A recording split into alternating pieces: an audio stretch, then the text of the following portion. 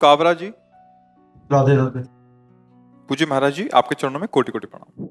महाराज श्री, दूसरों से प्रतिस्पर्धा मन हमेशा करता रहता है, ना स्वयं खुश रहता है, ना दूसरों को देखकर प्रसन्न होता है। इस कारण किसी पर भरोसा ही नहीं रहा। महाराज जी, उपाय बताएं, क्या करें कि देखो, धैर्यपूर्वक सुनिए। हमारा मन मलिन हो गया है। यद्यपि ये स्वरूप में भगवत स्वरूप ही है, इंद्रियाणाम मनश्चास्मि, ये भगवत स्वरूप है, पर माया जनित गलत आचरणों का चिंतन, भोगने का संकल्प और भोग क्रिया, इसने हमारे अंतःकरण को मलिन कर रखा बहुत जन्मों से। कोई हमारा पहला जन्म नहीं हुआ है, बहुत जन्म हो चुके हैं। ये जन्म जन्मांतरों से मलिन मन दुर्वासना मम सदा परिकर्षयन्ति, ये दुर्वासना हमको घसीटती रहती है। मना कष्टान इंद्रियाणि प्रकृति स्थाने करसति, ये मन 5 ज्ञानेंद्रियों के साथ भोगों में विचरण करता रहता है। अब मलिन माया का प्रभाव है नानात्व पैदा करना, भेद पैदा करना, द्वैत पैदा कर देना। अब हम अलग और आप अलग, आप हमसे आगे कैसे बढ़ सकते हो? ये मायाकृत मैं मोर तोर तैं माया जेहि बस कीन्हे जीव निकाया, इसी से छूटने के लिए तो अध्यात्म है, भगवत मार्ग है। यदि हम पहली बार हृदय से स्वीकार करें कि हे प्रभु, हम जैसे हैं वैसे आपके हैं, पक्का है, इतना तो कहीं ना कहीं आपके हृदय में है कि आप भगवान के अंश हैं, है ना? इतना भले कैसे हैं क्या है पता नहीं, पर इतना तो कहीं ना कहीं है कि मान तो रहे शरीर को, पर कहीं ना कहीं ये हमारे हृदय में कि मैं भगवान का अंश हूं, मैं पूर्णतया शरीर तो नहीं हूं, क्योंकि मरेगा, शरीर छूटेगा, है ना आपके अंदर? हाँ, तो ये बहुत बड़ी आस्तिकता है, इसे आस्तिकता कहते हैं। जब हम प्रभु के हैं तो हमें आश्रय प्रभु का ले लेना चाहिए। ये जो हमारे अंदर वृत्ति आती है कि मैं सबसे आगे बढ़ जाऊं ना, ये प्रभु की हम हैं इस वृत्ति से आती है, अंदर की तुम्हें बात, क्योंकि सबसे बड़े हमारे प्रभु हैं और उनका मैं अंश हूं, अंदर की बात। क्योंकि हम ऐसे के हैं, बहुत बड़े के हैं, पर दिशा गलत हो गई, हम राग द्वेष करने लगे, राग द्वेष करने लगे, अब ये दिशा गलत हो गई। हमारे अंदर है कि मैं सबसे बड़ा सुखी बन जाऊं, क्योंकि बहुत बड़े सुख के हम अंश हैं। हमारे अंदर है कि कोई ऐसा उपाय हो कि जिससे मैं मरूं ना, क्योंकि हम अविनाशी के हैं, तो हम विनाश से बचना चाहते हैं। अब इसकी दिशा गलत हो गई, हम सुखी होना चाहते हैं परिवर्तनशील नाशवान भोगों से, हम अविनाशी बनना चाहते हैं शरीर से, और ये परिवर्तनशील नाशवान है, ये कभी अविनाशी हो नहीं सकता, और मेरा कभी विनाश हो नहीं सकता, पक्का। मुझे अविनाशी का विनाश करने में कोई सामर्थ्यशाली है ही नहीं। नैनम छिन्नन्ति शस्त्राणि नैनम दहति पावका, न चैनम क्लेदयन्त्यापो न शोष्यति मारुता, अग्नेयास्त्र वारुणास्त्र, इनकी ताकत नहीं मुझे मार सके, क्योंकि मैं अविनाशी हूं, भगवदंश। लेकिन ये विनाशी, इसे कोई औषधि या कोई बचा नहीं सकता। जब समय आएगा, श्वास पूर्ति होगी तो चला जाएगा। अब हम द्वेष क्यों करते हैं? क्योंकि हमको शरीर दिखाई दे रहे हैं, व्यक्ति दिखाई दे रहा है, और सच्ची मानो इस शरीर और व्यक्तित्व के अंदर वही बैठा हुआ जो तुम्हारे अंदर है। अब अपने कर्मानुसार उस शरीर की उन्नति और अवनति हो रही, तो हम क्यों जले, हम क्यों अंदर दुखी हो? बहुत सुंदर प्रश्न है, आपका प्रश्न नहीं, लगभग सबका प्रश्न यही है कि हम दूसरों की उन्नति देख करके दुखी होते हैं, जलते हैं। क्यों दुखी हो रहे हैं भाई? उसका सुकृत है, पुण्य है, उसका प्रयास है, पुरुषार्थ है, वो आगे बढ़ रहा है, बिल्कुल लौकिक भाषा, तो हमें दुखी नहीं, उसका प्रयास है।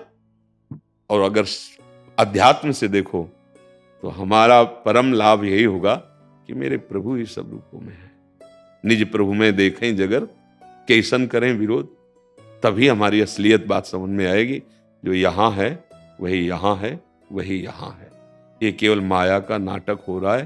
कोई कौन सी उन्नति है यहाँ की? सबसे बड़ी उन्नति है, मैं बता दूं, चाहे जो कुछ बना हो, अंत में ये शरीर, पद और सब कमाया हुआ वैभव यहीं छूट जाएगा।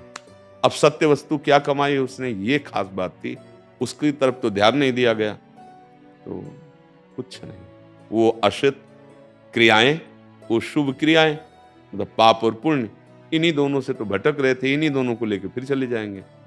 अब कुछ ऐसा कर लेना चाहिए कि हमारा आवागमन रुक जाए, कम से कम इतनी में तो ब्रेक लग जाए कि मनुष्य बने। अगर हमारा काम पूरा ना हो तो हमें फिर मनुष्य शरीर मिले, साधु समागम मिले, हम ऐसे भजन साधन करें कि संसार से मुक्त हो जाए। हम अपनी तरफ देखने लगे तो हमारा काम बन जाए।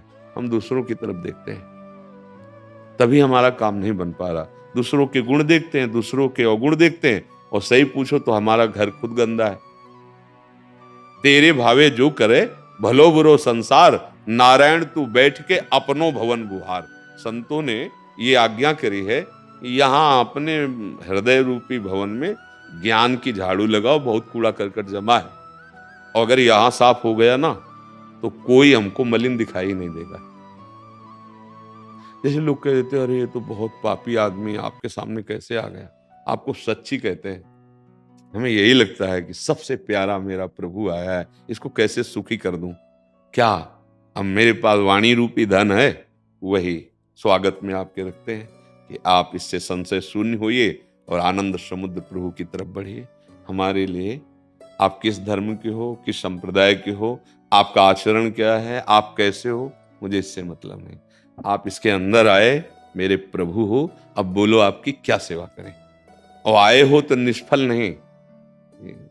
नहीं हो सकता आपका आना।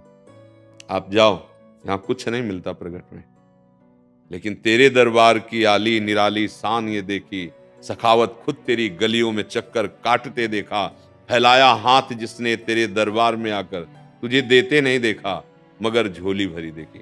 जाओ, आशीर्वाद ऐसे नहीं होता।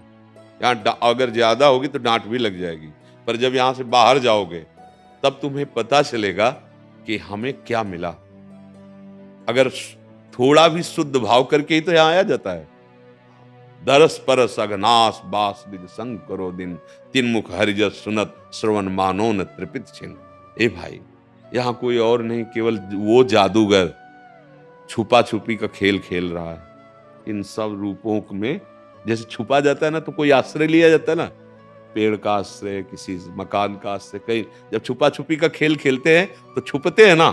तो मेरा एक प्रभु इतनी जगह में छुपा हुआ बैठा है, बस यही ढूंढ लेना, जीवन मुक्त हो जाना है।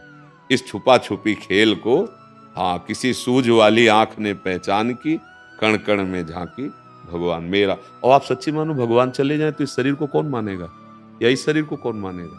फूंक दिया जाएगा? नहीं फूंक दिया जाएगा। भगवान तो हम किससे द्वेष कर रहे हैं, हम क्यों जल रहे हैं? वो अपने कर्म का खेल खेल रहा है और हमें अपने कर्म का हो रहा है। अब हम दोनों कर्म से ऊपर उठने के लिए मानव देह प्राप्त की, वो भूल से उसी में आसक्त है। और आपके ऊपर तो बड़ी कृपा है कि आपको दुख मिल रहा है। अब ये दुख आपको यहां पहुंचाया और यही दुख भगवत प्राप्ति करा देगा। अगर ये दुख बढ़ता जाए कि यार सब छल कपट का व्यवहार है, जिधर देखो उधर स्वार्थ ही स्वार्थ है, तो यहाँ सब टिकाऊ है नहीं। ना मेरा शरीर टिकाऊ, पहले बालक था, फिर जवान हुआ, अब या बुढ़ापे की तरफ, फिर मृत्यु आ जाएगी। ऐसे सारे जगत का खेल है, तो कुछ तो सत्य वस्तु प्राप्त करनी चाहिए, वो है भगवान। अब तो हम नाम नहीं छोड़ेंगे।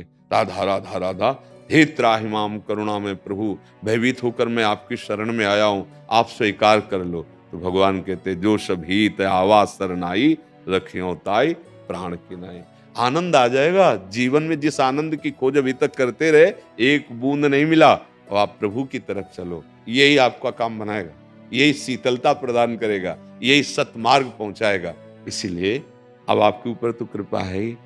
अब मोहि भा भरोसा अनुवंता, बिनु हरि कृपा मिले नहीं संता।